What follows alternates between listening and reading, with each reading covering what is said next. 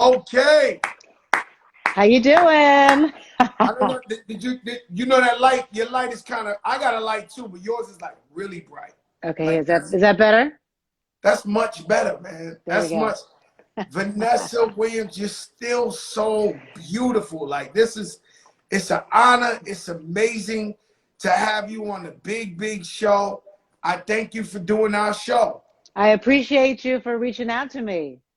That's right. That's right. And you're such a big deal. And I like to give, people stories of inspiration, stories of triumph, overcoming tragedies, and just showing people because a lot of our people are quick to give up and say, I tried, it didn't work for me. That is not the case with you. Uh, you're very determined. You're very focused. Yeah. And you never let nothing stop you. Had That you been like that your whole life? that is totally my story, and the biggest lesson is once the dust settles, success is the best revenge. Um, you know, I grew up outside New York in Westchester County. I love musical theater. I sang, I danced, I acted. I went to Syracuse University, major musical theater, and I got an opportunity to, what your freshman year you can't do anything. You can just study. Sophomore year you can perform. So I was performing. Plus, my parents are music teachers, so I grew up being a musician, playing piano, French horn, marching band, orchestra, concert band, chorus, all the stuff. And I had an opportunity to be in the Miss Greater Syracuse pageant, which I kind of blew off because I'm not a pageant girl. And I said, well, I needed the scholarship money. My mother said, go ahead and do it. And I won that and New York State and Miss America all within 6 months. So I went from my junior year that I was supposed to be in London abroad to all of a sudden I was the first Black Miss America ever in 1983. I had death threats because we're talking 37 years ago. Very similar to a lot of people don't like change. A lot of people don't like to be confronted with diversity. And I was the symbol of that. So I had to prove that I was smart enough. I was talented enough. And then after being Miss America, there was an issue with some pictures that I had done, which were did not have a release, and they were sold behind my back. And I had to, 6 weeks before I was finishing my year, I resigned because they were threatening you either have to resign or we'll dethrone you. So here I am at 21 years old, a scandalized beauty queen, none of which I never wanted to be a beauty queen. And of course, I never wanted to be a scandalized beauty queen. So I had so much judgment from a very early age against me. Is she talented enough? Is she smart enough? Does she really have the full package? So I heard a lot of no's, and all the people thought I would just disappear. And I said, you know what? Once the dust settles, you'll get a chance to see who I really am. And that's kind of how I live my life. That's a great story. Um, Coming from the Bronx, you were born in the Bronx. I was born in Tarrytown, and we lived on East Well, so they 223rd. consider Terrytown part of the Bronx? No, we were living on East 223rd Street in the Bronx, and I was Oh, so born you in was in West. the Bronx. You was in Yes, Jamaican land. We call that Jamaican land yes, in the Bronx. So you was originally from there. Then yes, y'all moved up to Westchester County. yes. I was baptized in Our Lady of Grace in the Bronx, and then we Do moved you up. have any memories of the Bronx? Because I'm a Bronx guy. The only memory I have is the woman that used to take care of me, Grandma Bacon. And I remember she was so mad when my parents decided to move up to Westchester. She was, because I was her baby, and she was taking care of me while my parents Devastated. were. Yeah, yeah, yeah. You have a similar story to me but in a cute way, in a funny way. Uh, Both my parents are short. And I remember when I was 10 years old, I was like almost twice their height, but I would still have to hold a hand to walk across the street. And people would always be like, that's your mother? That's your father? And and you being so blue eyes, Mm. light skinned, when I look up pictures of your moms and dad, they don't have blue eyes and they're not light skinned. And so where did you ever like research where, Oh yeah. Well, my parents are fair, but my dad's father had blue eyes and his uncles had blue eyes. And we did actually do some research because we didn't know on my mom's side, and we found out that she was 14% Sicilian. I was like, all right, that's where her attitude comes from. yeah. So it's got to be in that Sicilian mix somehow. I mean, that's crazy because I'm looking, I'm like, yo, this is a mom, this is a dad.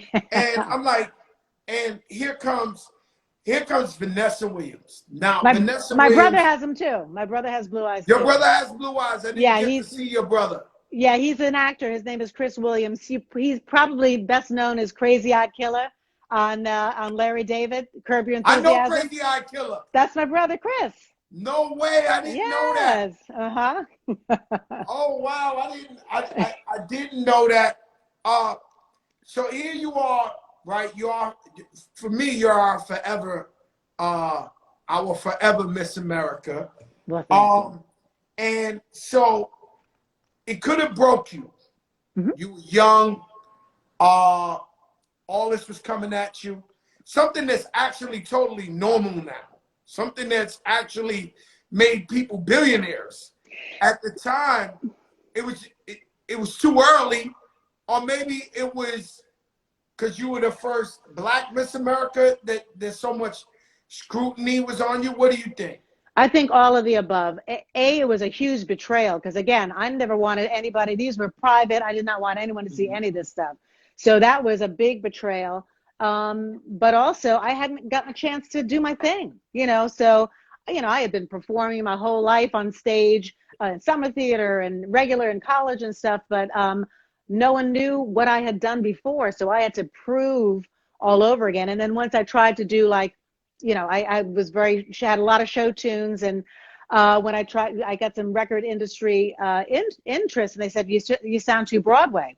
So I had to prove, okay, I've got the chops to be a recording artist. And then, Right Stuff came out in 1988. Like, okay, well, she got a hit. It went gold. We'll see about that. And then Dreamin' came out. Like, okay, well, we'll give her that ballad. Yeah, we'll see. These are hits. These are hits. Comfort Zone. These are hits.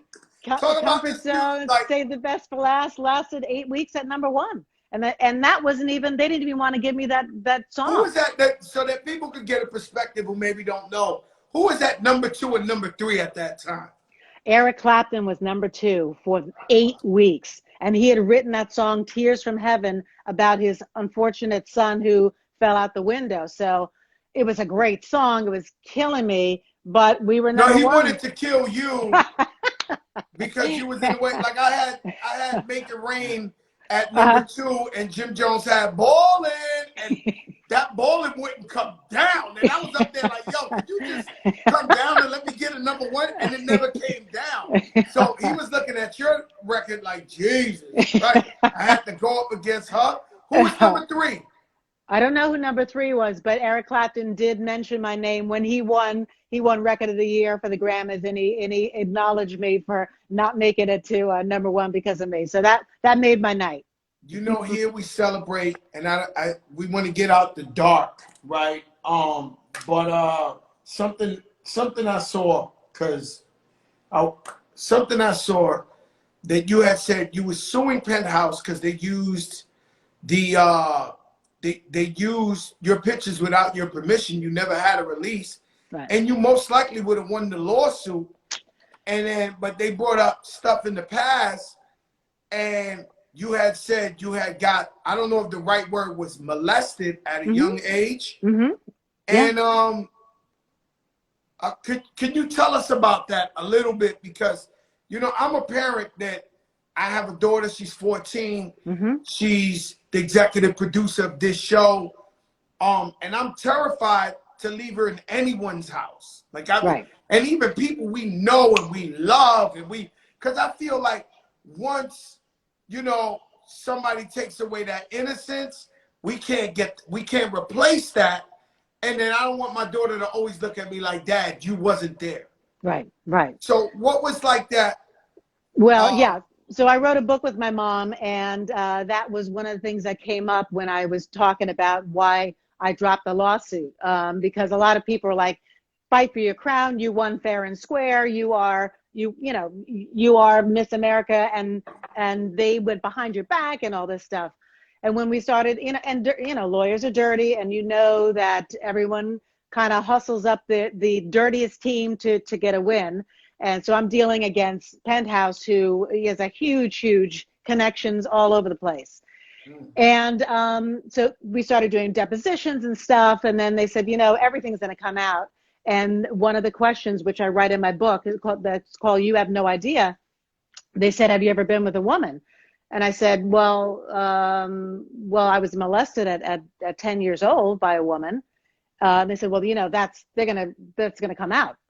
And I said, you know what? My parents have supported me enough. I want to get on with my career. I don't want to be humiliated any more than I am.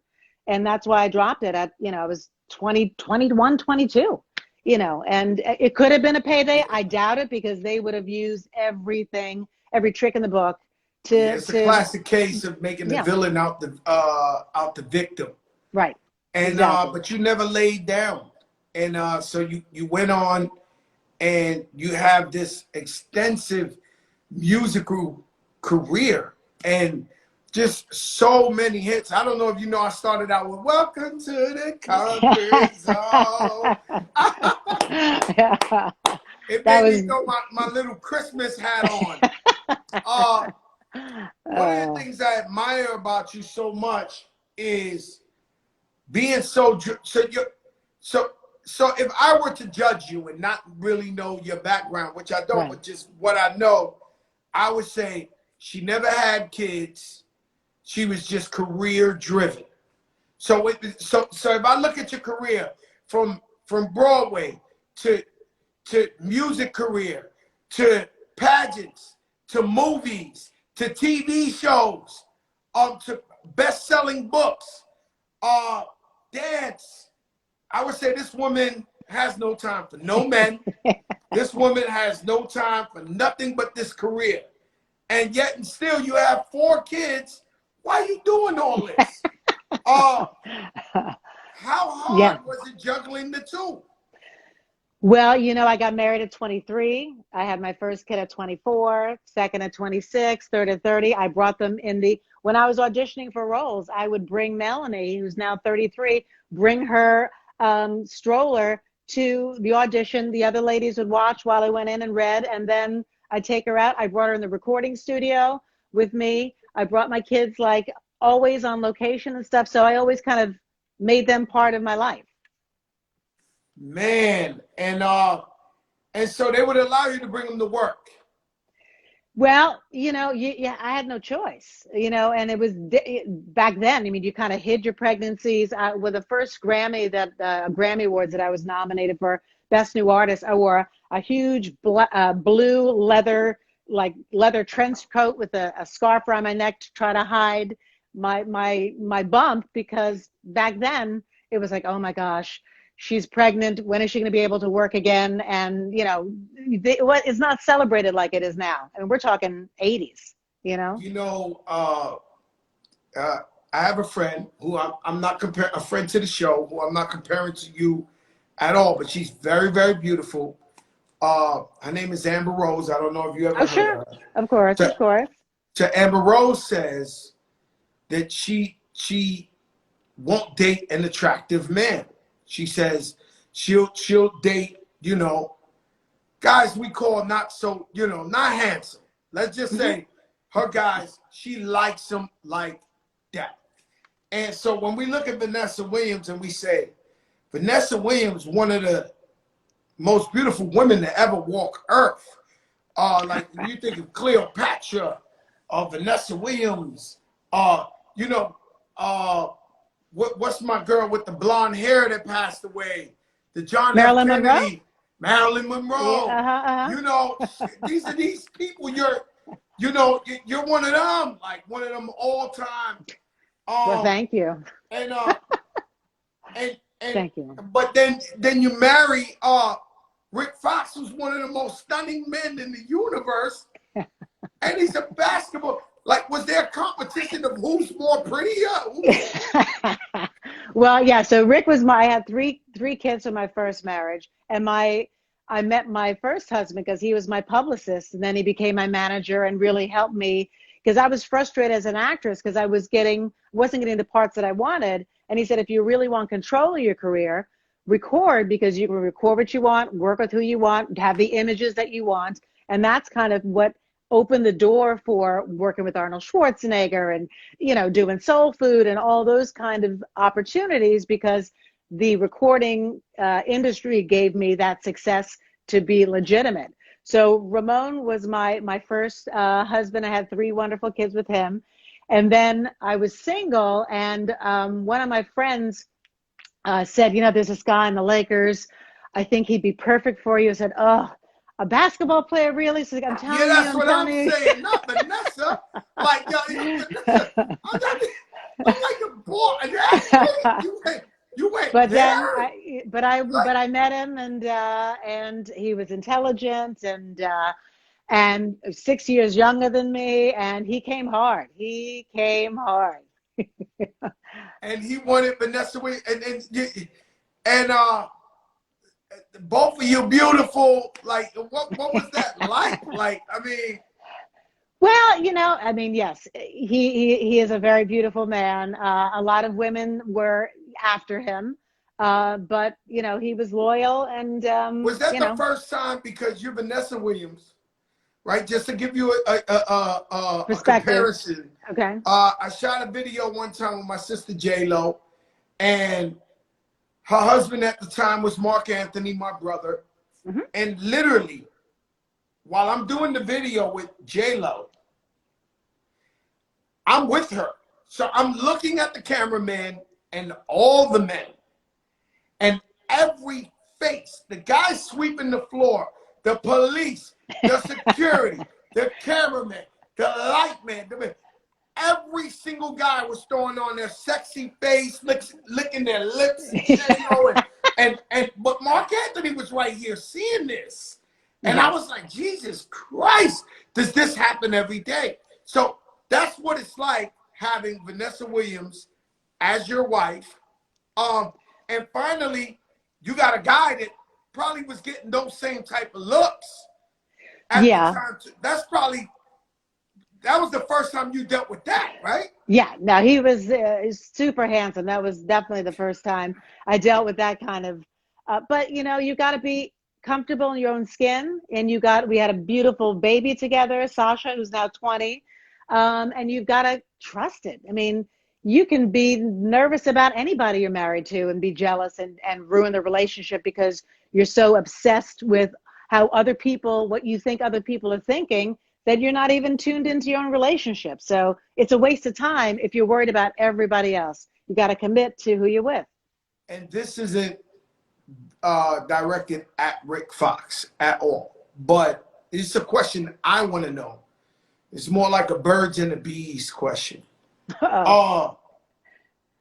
Even the most beautiful woman in the world, Vanessa Williams, have you ever been cheated on by a guy in a relationship? Yes. But, it's the attention you're giving to the relationship. I've always been very busy. You talked about my career. I travel, I do Broadway. It's 8 shows a week. I'm not home every night. Those kind of things test the relationship. And if you are checked out, your other partner can check in with somebody else. So, that's one of the pitfalls of being really, really busy, Because I've always wondered, like who cheats on Vanessa Williams with, like, who's the girl? Like, who's the girl? Yeah, like who's, like, who? It's attention, though. It has nothing to do with, like, it's all Beauty. attention. Yeah, it's always attention. It's always insecurity. It's always, if there's no connection, or you're losing a connection, or you feel emasculated, or, because there's a lot of, relationship goes through ups and downs and power struggles and stuff. It all kind of, messes with your head. This was a long time ago, so I'll take it from the Miss America people because I hate hearing the first black of anything. Like now, they come the first black person to win the Emmy. The first, I'm like, yo, what the fuck, man? We've been talented for 400 years. Like, how we gotta win it now, right? And so I'll give them that. You know, it was a long time ago, right? But when you won, right? Being that you're light skinned, you got blue eyes. Would anybody looked at you like maybe you're not black enough? Oh, I heard that. For sure I heard that, which hurt my feelings too, because I was kind of stuck in the middle. I had black women that would come in, elderly living women with tears in her eyes saying, I never thought I'd see it in my lifetime, which fed me so much. And then I would hear, well, she's not black enough, so it doesn't count. And then I get, well, she is black, so let's kill her. You know, one of my first homecoming parades, there were snipers on the top of buildings with my open car because of the death threats. And my parents kind of hid a lot of the threats. They just say, oh, you're going to Chicago? Watch out. Oh, you're going to Alabama? Just keep an eye out. And wouldn't tell me the danger that I was in because I was only 20 years old. They didn't want to freak me out. So it was really kind of, you're stuck between a rock and a hard place. It's crazy because I asked you that question because we actually have the first African American woman who's going to be vice president of America. And I've too heard cries of she's not black enough. You lived that already, right? You've been there before. Yes. And at that point, you just got to do your job and be excellent. And that's exactly, I think, what Kamala gives us and will give us. She's going to give us excellence. You know, you can disagree with her personality or say she laughs too much, she's too shrill, whatever, but she's got the knowledge, she has got an agenda, and you can feel proud that she's from Jamaica and her mom is Indian, you know, so she is the epitome of the American dream. Yeah, I love what they're doing. What Biden's doing with his team is just the team is a true reflection of what America looks like 2021. And you know, for so long we just been looking at the same old, and I love how he's getting a lot more females in there, how he's diversifying with quality people. He's not just picking them because they're minorities or they're women. They deserve to be there. But he has the courage, I guess, to put everybody together. One of my biggest regrets, I had a friend of mine come on here. His name is Salam Remy. He's a super producer. He produced Amy Winehouse. He produced the Fugees. You know, you name it, big guy. And he had made me this beat for me, and he tailor-made it for me. And I didn't take it. And the Fugees took it, and they sold 30 million records with this beat. It was called Fuji La, right? And I was stumbling across, and I realized you turned down the role that Halle Berry took for Munster's Ball. Yeah, yeah. I mean, come on, man. Like Vanessa, let me, like, what did that feel like when she's winning the award and everybody's talking about this movie?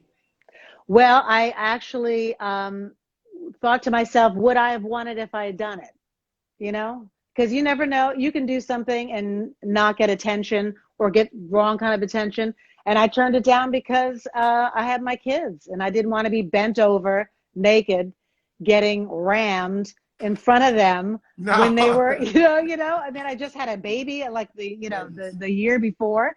And I just thought, okay, this is not the role for me at this point. I had, you know, Eraser made over $100 million back in the day, you know, and I was on a roll doing a bunch of stuff that I loved and getting a chance to have fun. And I just, when that came around, I just, you know, I didn't feel that it was the right thing. So when she won, good for her. But I think it might have been because of her specifically, you know?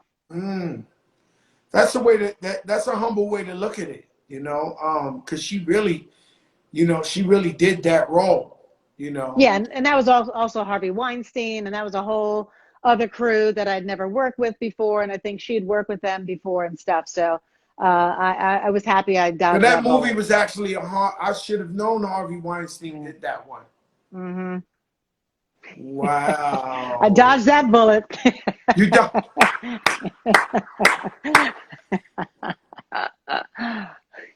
Wow. Like, Yeah. I mean, you know, this But sick shit in this business. Sick shit. mm-hmm, Like, mm-hmm. but I think of you as the strong type. Like, I don't think they came at you like that. Like, No, I mean, again, I had kids so young that I always was like, I had grown up so wifed quickly. up. Yeah, wiped up, and I had grown up so quickly that I wasn't young damsel in distress. But it's been so interesting these past few years where people have just had a comeuppance. I mean, all the stuff that people have been doing on the down low has all risen to the top. And especially this past year, it's been like, I know it's been crazy, but it's almost like destruction. And everything now is just kind of trickling down and filtering down, and you see people as they really are, how they really feel, and the veil is kind of open and like, okay, this is where we are. Okay, that's who you are. Okay, that's how you feel, and there's no Hey, disguising it I had anymore. Tyrese Gibson. I had Tyrese come up here, and he was like, "Yo, we can't really judge nobody because if we really, really looked at people's real lives, you know, some of the people we looked up to our whole lives are sick fucks." I Yeah, mean, I know. you Yeah. know, it's some of the things you hear is just like you like what? Like, you Mm-hmm. know, the last one I heard, I don't know if you heard, nah, I can't tell you that one, but uh I make reference to it. Did you hear about the CNN analyst? Did you hear about that I mean, on the Zoom call. on the Zoom call? Mm-hmm. Yo, like yo, Yeah. Vanessa, this is sick shit. Not like you got to be a It's sick. Yeah. I mean, learn how to turn it off first, but then why are you in such a rush? Like, what is getting you that excited that you got to do it right then? At the spot. And then you got like, you know, this is a guy we look at every day for advice, Yeah. legal advice, Supreme Court Mm-hmm. advice, federal advice, and he's a sick fuck. Nah, you know, Yeah. it's All being crazy. revealed. Mm-hmm. Um, you've done everything, anything possible. I mean, there's stuff I don't even know you've done because it's just so much. Like, as I kept researching and researching, I was just like, all right, Ugly Betty, Mm-hmm. Desperate Housewives, Mm-hmm. this, that, this. What is left for Vanessa Williams to do? Like, what is going to fill your cup, your glass of water? Mm-hmm. What's going to make you feel complete? Like, I did it Well, all. do you ever? I never feel like I've done it all. I always feel like there's something more, which is great. I'm like #more. What's next? What are we gonna do? Who am I working with? I love collaboration. I think our artistry is all about give and take and feeding off each other and building something together. So it's never just one way, and I love whether it's on the stage and working with a cast and getting charged with the music and what are they giving you and what how you feel, whether it's writing a book and working with your editor and saying, oh my god, we can do this and we can do that and we can turn it into a cartoon. And so there's always stuff to make more, and I can't wait to continue to make more. So it's producing. I've got a bunch of properties that I'm going to talk about for film, for television, and for stage. And just working with people that I've never, worked with, that I would love to just create with. I think I would die if I couldn't create. And, I work with Cicely Tyson, who is 90, I think she's 95. And, She we still did, looks amazing. She yep, still looks yeah, amazing. I seen her last year at the Essence Fest. yeah, They were amazing. honoring Mary J. Blige, and she Mm-hmm. got up there and was talking like she was 30. Yeah, exactly. And we would do 8 shows a week. And at the end, we do our final bow, and then I take her arm, and Cuba Gooding Jr. was on one side, and then when we did another show, Blair Underwood was on the other, and we lift her up and bring her into the wings, and we put her down, and this is a tiny little old lady. She says, "Ooh, that was good. I can't wait to do it again." And I was like, that's what I want to hear. I want to feel that when I am 95, like, that was great. Let's do it again. That's what keeps you alive and keeps you young. Yeah, that's how that's I feel the same way. Like, you know, I've been rapping for 25 years and I still, you know, get around. I fake retired. And so I retired, and then now I have the big show. So now I said I'm gonna make the soundtrack to the big show. Like, I'm still retired, but hey, I'm gonna do an album, a soundtrack for the big show. And I think it's just all an excuse to do what we love to do. Let me ask you something. You're so graceful, paused, charismatic. What is a ratchet Vanessa Williams like? What would you consider a ratchet moment? Ooh, I don't know about ratchet, but it's probably dancing barefoot with my girlfriends, eating some really good barbecue. We had this COVID crew because I had COVID in March, and a bunch of my friends had it in March, and so we knew we had the. So you caught the COVID. I caught it in London when I was doing City of Angels there. And so I flew over before they closed down the United States, and I recovered over here. So, and it was crazy because, you know, in March, she didn't know where to get a test. Should I go to the hospital, whatever. So I just buckled down and just had my 2 weeks at home, which was good. But a bunch of my other girlfriends also got it in Vegas. They had a big party, and they got sick as well. And so every week we would switch houses, and we had loud music. We would drink, we'd have a specialty drink.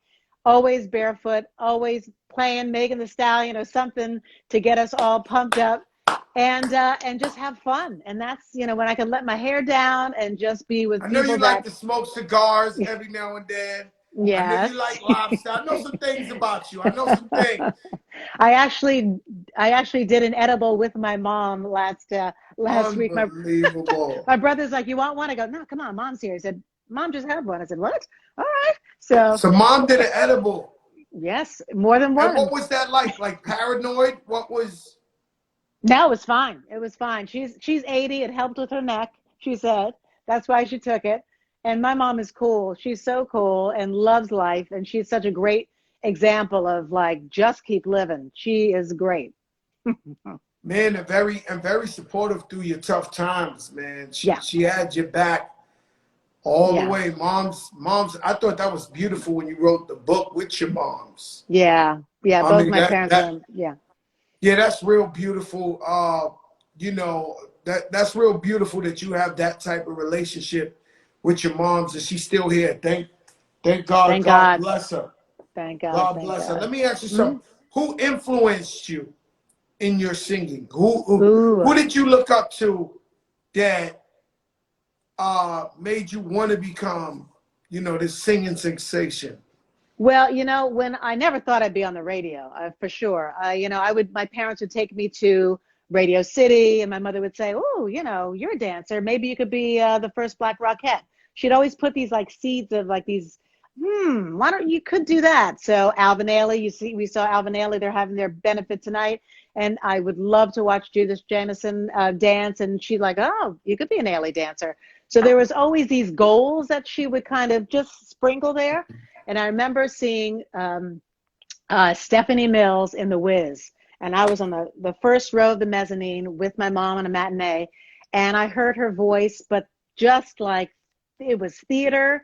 I knew that it was only a train ride away. And I was like, okay, this is what I could do for a living. All I have to do is get the job, and I can have a role on Broadway and you know, make a living for that. So I definitely think musical theater. And then musically, Shaka was that's my era.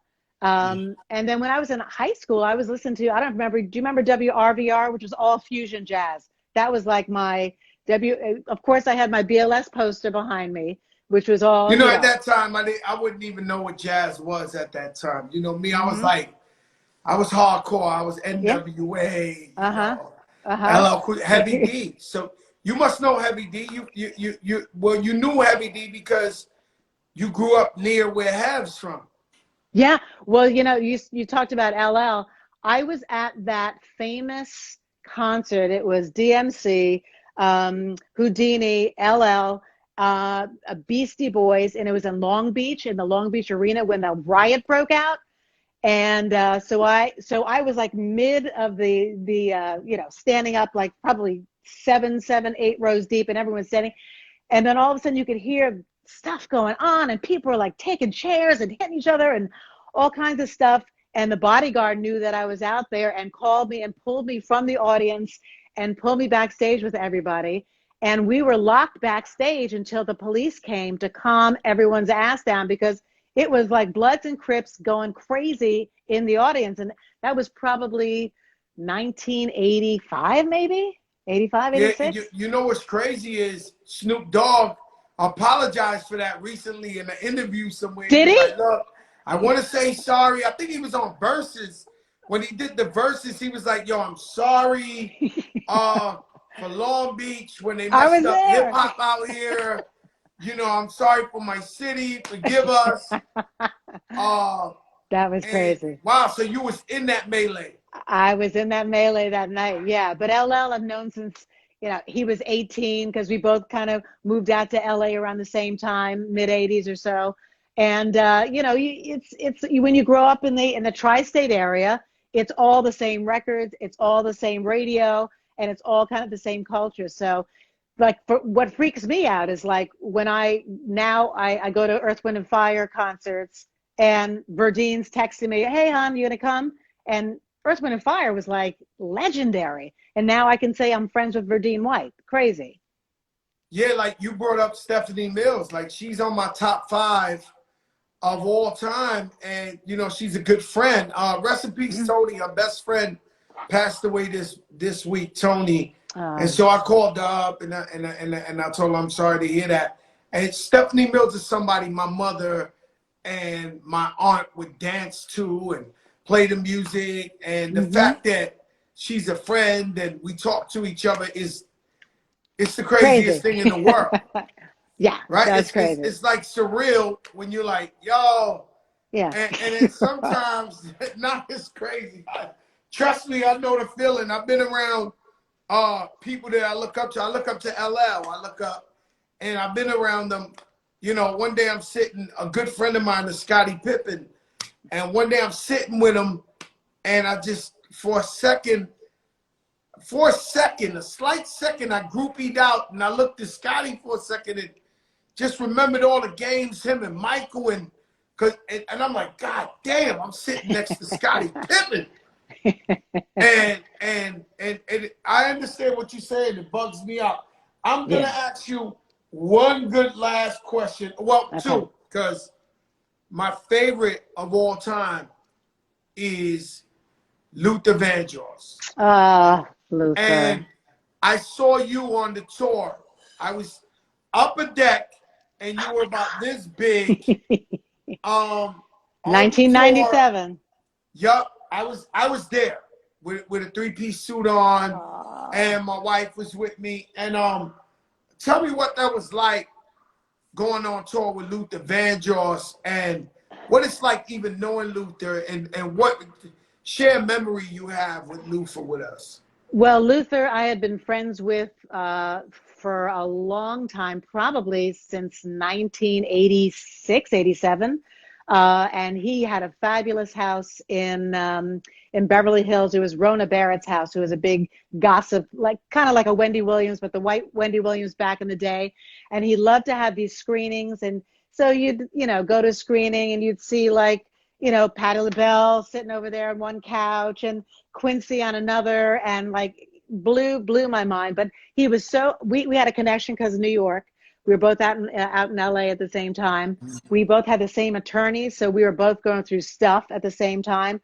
So it was almost like we were at the same level of drama and crisis, and that's how we really kind of bonded. And he became a really, really good friend, and I loved touring with him. we would do a Soul Train line, and he'd come down and do the Soul Train line with us and take us out for dinner, and just a Did he sing sweet, all sweet. day? He looked like the type that sing at dinner. Sing No, at. he saved it. He saved it, and would, you know, and he had everything had no air conditioning at all, so it was hot and humid, but that's So he gave him wouldn't that have energy. no air conditioning in his Ooh, house? no, no, no. In the house, okay, but on the road, no, it was cut off. Yeah, but he was amazing. I miss him so much. Last Man, time I he was the saw him, greatest. yeah, last time I saw him, he was singing at Shaq's wedding, and I looked at him, and he was almost like gray, like his skin was definitely did not look healthy, and he had Something was lost. going on. Yeah, he was up and down. He'd lost a lot of weight. And I was like, "How you doing?" And he's like, I'm okay, I'm okay." And he said he was just getting over something.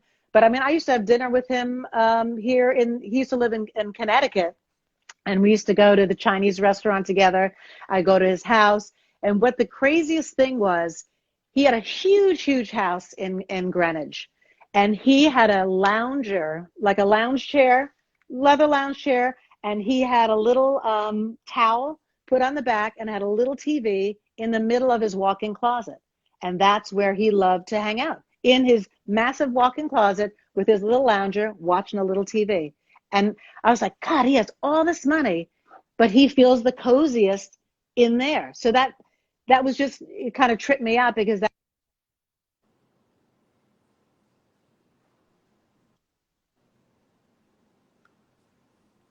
You still there? I, yeah, I hear you now. I hear Can you you. hear I hear me? you. You had went off for a second. Okay, Yeah. okay, okay. This is Yeah, amazing stuff, because you know this. You know, he's somebody that it's my favorite. It's my favorite. There's nobody I love more than Luther. yeah. Sing. I don't Mm-hmm. think nobody. Me. You know, No, I argue. Spike Lee says Marvin Gaye. You know, I got people who say Stevie. But me, I'm Luther. you're You Luther. know, Mm-hmm, my mm-hmm. Luther story is I never met him. When he was sick in the hospital in Manhattan, I pulled up across the street with my wife, and because I didn't know him, I didn't want to get like rejected, so I was scared to go upstairs. I wanted to go upstairs and tell him how much I love him and what he's done for me, but I didn't have the courage to go upstairs and see him. And he passed maybe a couple of days later.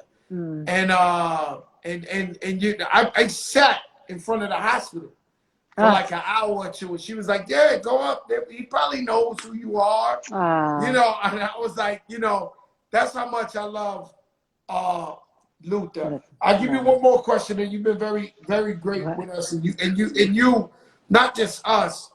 In life, I noticed, and I'm very similar to where you've been very transparent, Mm-hmm. and you don't hide nothing.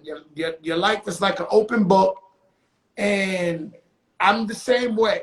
And I just want people to learn from my mistakes, Right. or maybe get inspired by something that happened to me. So that's why Exactly. I'm so transparent. Is that why you're so transparent? Exactly. It's always, you can learn from what I've gone through in my journey. Absolutely. I totally agree. All right, I Mm-hmm. want to ask you a trick question.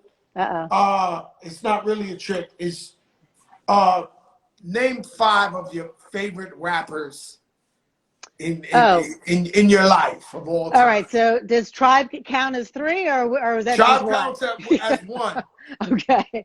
So Tribe, LL, I would say Nas, of course, you, and uh, see, there's anthems, and then there's like grooves. Um, I would say Big Pun for that was a time in my life where I was out of, the kids were young. I was just out of my marriage. And that summer of like 96, that was the jam. Big That Pun. body crack, Yes, a absolutely. body crack. And just yeah, but you had Tribe, you had Nas, you had Yeah. LL. These are a lot of Queens people over here. Oh, so, Hey, no Vanessa, Bronx. man, we love you. I Love you thank you for too. coming on the Mwah. show. I Thank you. appreciate you so much for coming on here.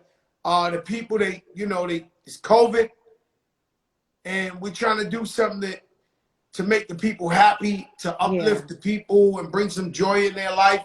And you definitely did that tonight. Thank you so much. Thank you, Joe. Thanks, everybody. Okay. Love you. Bye-bye. Love you too. Bye-bye. I'm Prophet Muscle, the only man in the world who can do handstand push-ups with his fists on concrete.